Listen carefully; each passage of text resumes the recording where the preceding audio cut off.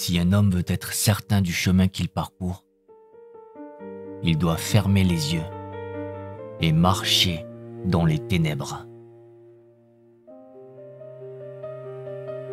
Ces mots, prononcés il y a des siècles par un poète mystique, résonnent peut-être étrangement en vous.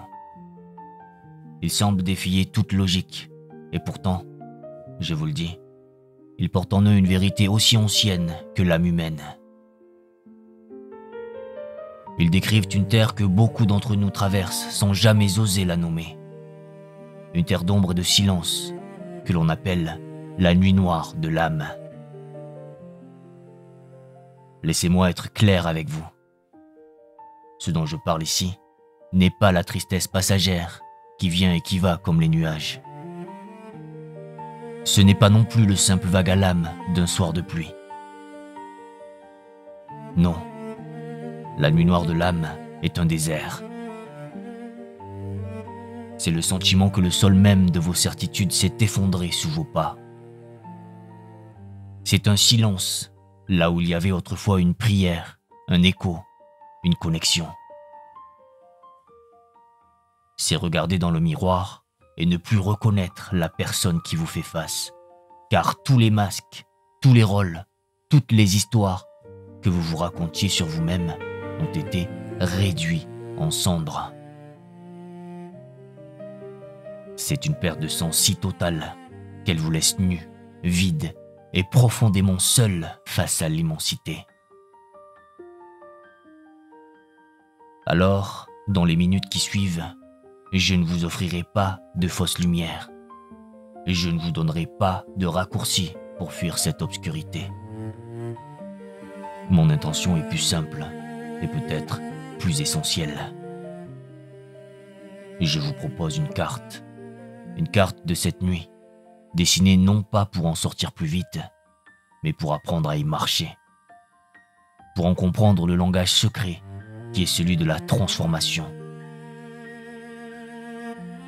Car au cœur de la plus profonde des nuits se cache toujours, et j'en suis le témoin, la promesse de l'aube.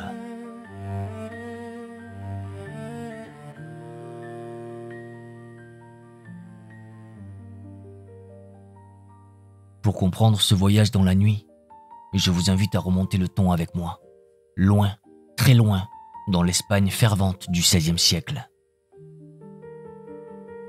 C'est là que vivait un homme nommé Jean de la Croix, un poète dont les mots brûlaient, un réformateur dont la foi dérangeait, un mystique dont le seul désir était de connaître le divin.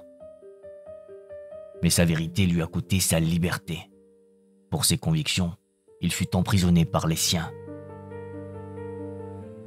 Imaginez cet homme, jeté dans un cachot étroit, une obscurité presque totale pour seule compagne. Dépouillé de tout. De la lumière du jour, du son d'une voix amie, de ses livres, de sa dignité. C'est là, dans le silence forcé et le dénuement absolu, qu'il a traversé la nuit la plus noire. Et pourtant, ce qu'il a découvert dans cet abîme a changé notre compréhension de l'âme. Il a compris que cette absence, ce vide terrifiant, n'était pas un châtiment divin, c'était une invitation, un grand nettoyage de l'âme. Pour lui, le divin ne s'était pas retiré par colère, mais par amour. Sa vision est d'une simplicité profonde. Il disait que pour s'unir à quelque chose de plus grand, l'âme doit d'abord se vider de tout ce qui n'est pas elle. Imaginez un parent qui, pour apprendre à son enfant à marcher, lâche un instant sa main. L'enfant peut tomber, il peut avoir peur, mais c'est dans cet instant de lâcher prise qu'il trouve son propre équilibre. De la même manière, le divin semble se taire pour que votre âme cesse de s'appuyer sur ce qu'elle sait, pour apprendre à faire confiance à ce qu'elle est. C'est un amour si vaste qu'il ne peut s'exprimer que par le vide, pour vous faire de la place à l'intérieur de vous-même. Et c'est là que réside la clé que je veux vous offrir aujourd'hui. Dans sa vision originelle, cette nuit n'est jamais un signe d'échec. Au contraire, c'est la preuve que vous êtes prêt, la preuve que l'âme aspire à un niveau de conscience plus élevé. C'est la preuve que la chenille est prête à entrer dans le cocon, même si ce processus ressemble, de l'extérieur, à une mort. C'est une douleur sacrée, la douleur même de la croissance.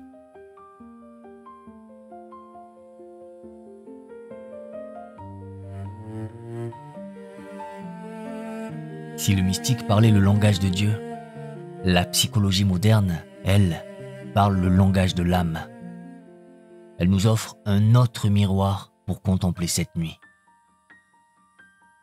Un autre grand explorateur de l'âme humaine, Carl Gustav Jung, a décrit notre vie entière comme un voyage pour devenir pleinement qui nous sommes. Il a appelé cela le processus d'individuation. Et sur ce chemin, disait-il, nous devons inévitablement faire face à ce qu'il nommait notre ombre. L'ombre, ce n'est pas le mal, c'est simplement toutes les parts de vous que vous avez laissées dans l'obscurité, toutes les facettes de votre être que vous avez jugées inacceptables ou indignes. La nuit noire, vue à travers ce regard, c'est le moment où cette ombre ne peut plus être ignorée. C'est la chute de l'ego. Pendant des années, vous avez peut-être bâti une maison. Les briques étaient vos diplômes, votre titre professionnel, l'admiration dans le regard des autres, vos succès. Et cette maison était solide, elle vous protégeait. Et un jour, sans crier gare, les murs de cette maison se fissurent. La pluie passe à travers le toit. Ce qui vous définissait hier vous semble aujourd'hui étranger, sans valeur. C'est la faillite, non pas de votre âme, mais de l'identité que vous aviez construite pour la protéger. Je pense à cet homme, un entrepreneur qui avait bâti un empire à partir de rien. Sa vie était son œuvre. Chaque matin, il se levait avec un but clair, construire, diriger, gagner. Le jour où il a vendu son entreprise pour une somme qui aurait dû lui assurer le bonheur, il s'attendait à la liberté. Il a trouvé le vide. Il n'était plus le patron, il n'était plus le visionnaire. La question qui le hantait dans le silence de ses journées sans fin était terrible de simplicité. Qui suis-je sans tout ça? Sa longue traversée a été d'apprendre à répondre non plus par ce qu'il faisait, mais par ce qu'il était. Ce sentiment de vacuité, je sais qu'il est terrifiant. Mais je vous le demande, et si ce vide n'était pas un manque, et si c'était un espace qui se crée enfin en vous, après que les vieux meubles ont été retirés? Notre monde nous a appris à combler chaque silence, à meubler chaque centimètre carré de notre être avec des distractions, des projets, du bruit. La nuit noire de l'âme ne vous demande qu'une seule chose. Osez rester un instant dans cette pièce vide et écoutez.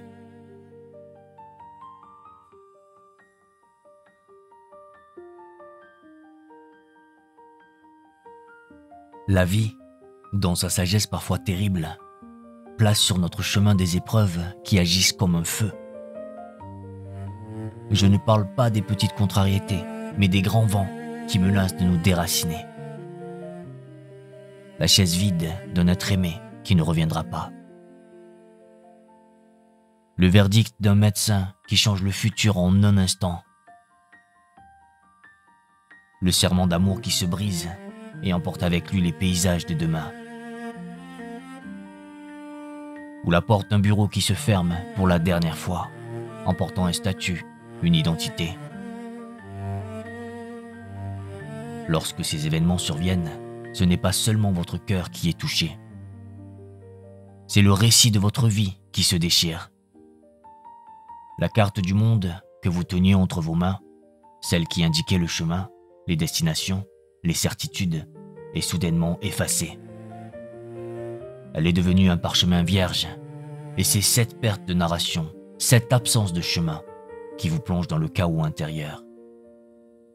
Vous n'êtes pas seulement triste, vous êtes perdu. Laissez-moi vous parler de cette jeune athlète. Son existence entière était un rythme. Le rythme de l'entraînement, le souffle de la course, la discipline du corps. Son corps n'était pas un simple corps, c'était un instrument, une promesse, une flèche tendue vers un seul but, la victoire. Et puis, un jour, en une fraction de seconde, le son sec d'une rupture. Une blessure qui a mis fin à sa carrière. Sa nuit noire n'a pas été la douleur physique de la blessure. Sa nuit noire a été le silence assourdissant qui a suivi. La confrontation avec ce corps qu'elle a ressenti comme une trahison. L'abîme d'un avenir à réinventer entièrement, loin de la seule identité qu'elle avait jamais portée. Et c'est ici que je dois vous faire une distinction importante pour vous. Le traumatisme et la blessure, c'est le choc, l'impact. Il demande des soins, de la douceur, une main tendue pour aider à le poncer. La nuit noire de l'âme, elle, est ce qui peut commencer après. C'est le long et lent processus de désintégration de l'ancien monde que la blessure a révélé.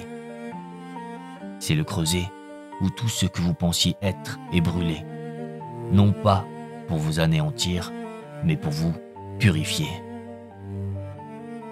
Pour vous obliger à trouver un nouveau nord, plus profond, plus vrai, au cœur même de votre être.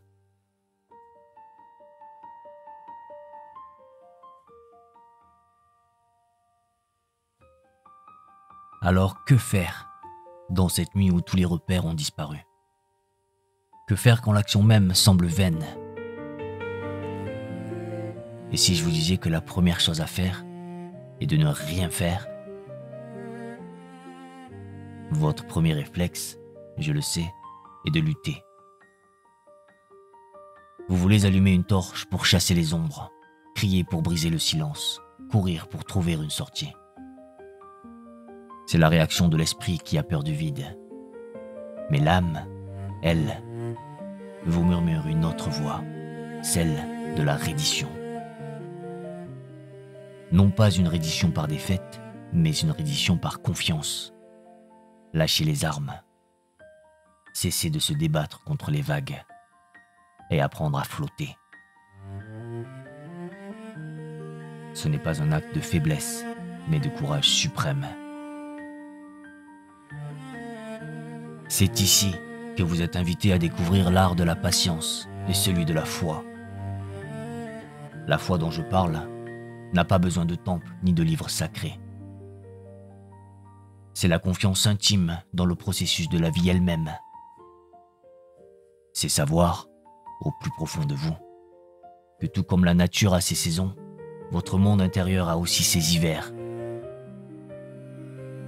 Aucun arbre ne se bat contre l'hiver. Il se dépouille, il se recueille, il plonge ses racines plus profondément dans la terre sombre. Il sait que le repos dans l'obscurité prépare le printemps. Pensez au grain de blé. Pour qu'il devienne l'épi doré qui nourrira le monde, il doit d'abord accepter d'être enseveli. Il doit mourir à sa forme première. Il doit se laisser décomposer dans la terre humide et sombre. Cette destruction n'est pas sa fin, c'est sa condition. Votre nuit noire est cette terre fertile. Acceptez le dépouillement, car c'est en lui que germe votre nouvelle vie. Dans cette phase de votre vie, comprenez que les réponses ne viendront pas du bruit du monde. Vos alliés sont plus discrets, c'est le silence. C'est la marche lente dans la nature, où un arbre, une pierre, un cours d'eau peuvent vous en dire plus que 1000 livres.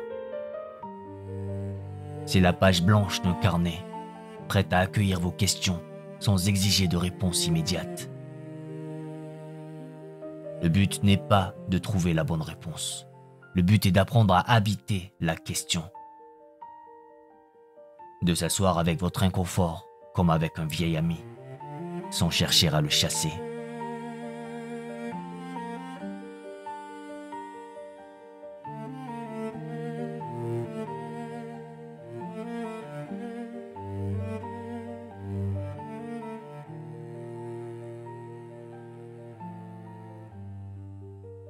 Nous arrivons au terme de notre voyage.